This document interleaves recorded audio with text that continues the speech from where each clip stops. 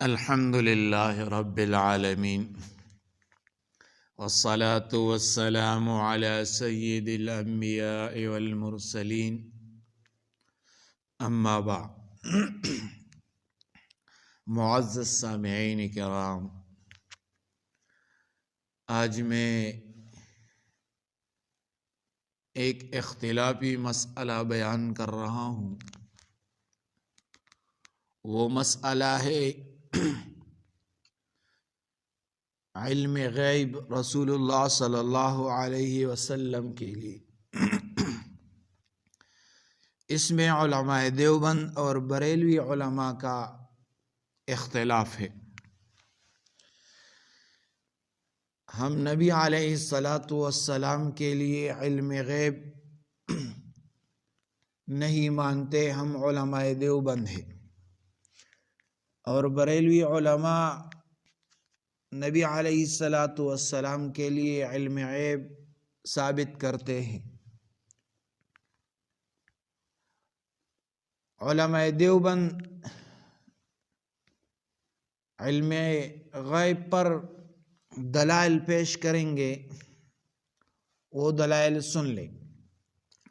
لیکن اس سے پہلے اگر آپ لوگ اس چینل میں نئے ہو تو برائے مہربانی ہمارا اس چینل کو سبسکرائب کریں اور ہمیں سپورٹ دے کہ ہم یہ زیادہ سے زیادہ لوگوں تک پہنچ جائیں۔ جزاکم اللہ۔ پہلے تمہیدی اصول علماء دیوبند کا۔ علماء دیوبند کا اصول یہ ہے، نبی علیہ الصلاۃ والسلام کو وہی غیب حاصل ہے جو اللہ بتائے، ذاتی، مستقل، محیط اور کلی علم غیب صرف اللہ کے لیے خاص ہے۔ دلیل نمبر 1، نبی علیہ الصلاۃ والسلام کا عدم علم خود بیان کرنا، یہ دلیل عموماً نظر انداز کی جاتی ہے۔ قرآن پاک کی آیت ہے، لا اقول لکم عندی خزائن اللہ ولا اعلم الغیب۔ اس میں نکتہ کیا ہے؟ ترجمہ ہے، کہہ دیجئے میں یہ نہیں کہتا کہ میرے پاس اللہ کے خزانے ہیں اور میں غیب نہیں جانتا۔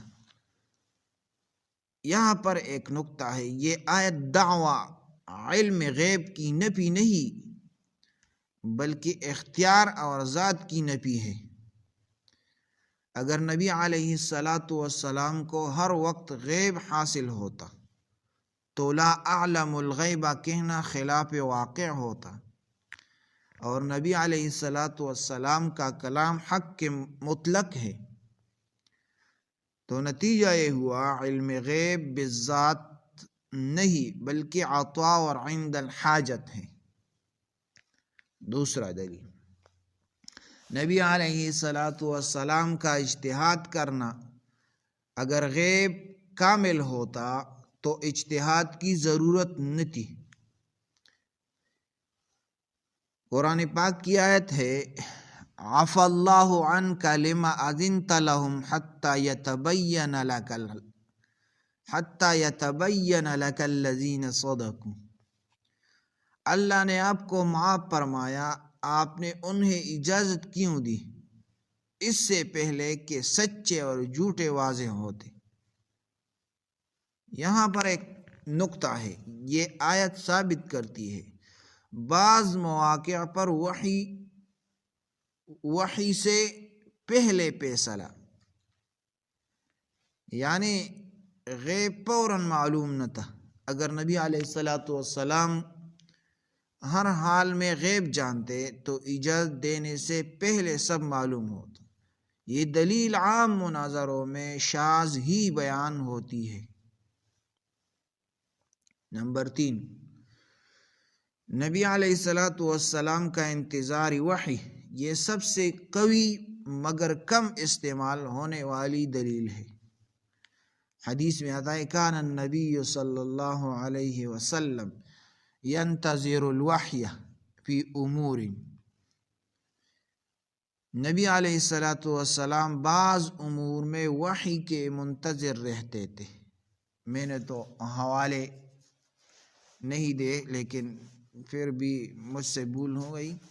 یہ حدیث ہے صحیح بخاری کی، مفہومی صحیح بخاری. عقلی استدلال، علماء دیوبند کہتے ہیں اگر نبی علیہ الصلوۃ والسلام کو بالفعل ہمیشہ ہر وقت غیب حاصل ہوتا تو وحی کے انتظار کی کوئی حاجت نہ ہوتی. انتظار عدم فعل علم، وحی عطائی علم. دلیل نمبر 4، انتہائی نادر زاویہ. قیامت کے سوال پر نبی علیہ الصلوۃ والسلام کا عدم علم. آیت میں آتا ہے یسألونک عن الساعۃ ایان مرساها قل انما علمها عند ربی. لوگ آپ سے قیامت کے بارے میں پوچھتے ہیں کہ وہ کب آئے گی، کہہ دیجئے اس کا علم صرف میرے رب کے پاس ہے. نادر نقطہ یہ ہے اس میں، یہاں سوال نبی علیہ الصلوۃ والسلام سے ہے مگر جواب اللہ کی طرف حوالہ. یہ تقسیم علم ہے، بعض غیب دیا گیا، بعض غیب روک لیا گیا. تو خلاصہ یہ ہوا کہ نبی علیہ الصلوۃ والسلام کو غیب ہے مگر عطائی کلی ذاتی محیط علم غیب صرف اللہ کے لیے. نبی علیہ الصلوۃ والسلام کا کمال یہی ہے کہ وہ جو اللہ بتائے وہی سب سے کامل طریقہ سے امت تک پہنچاتے. تو یہ دوسروں کے ساتھ شیئر کریں. جزاکم اللہ.